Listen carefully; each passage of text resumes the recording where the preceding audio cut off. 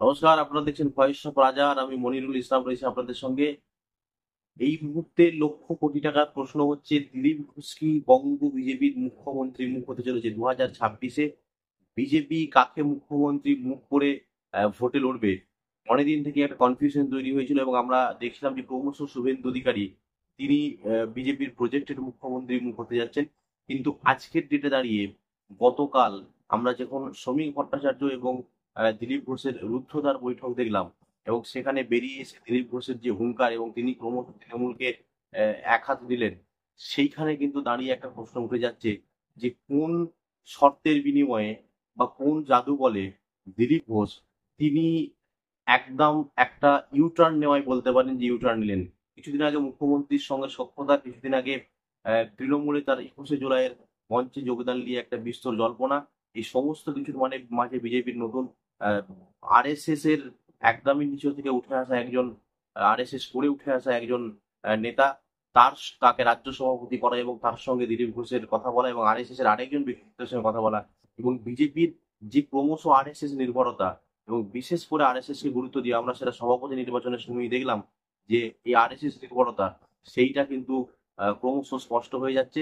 এবং যেখান থেকে কিন্তু শুভেন্দু অধিকারী একটু হলেও কিন্তু আমার মনে হয় কোথাও যেন ব্যাকফুটে চলে যাচ্ছেন।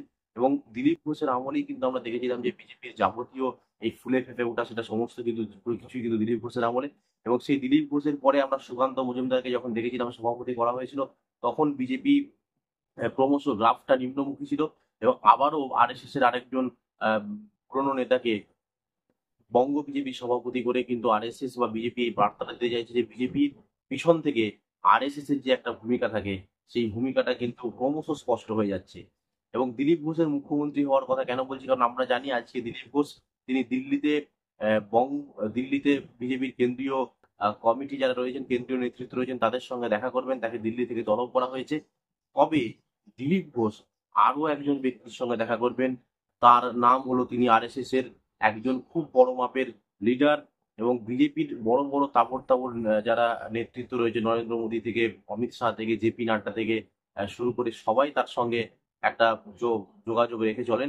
আরএসএস এর সঙ্গে মূলত বিজেপির যে যোগসূত্র, আরএসএস এর সঙ্গে বিজেপির যে কথোপকথন এর মাধ্যম, সেই কথোপকথনের মাধ্যম কিন্তু এই নেতা, এবং তার নাম হলো অরুণ কুমার।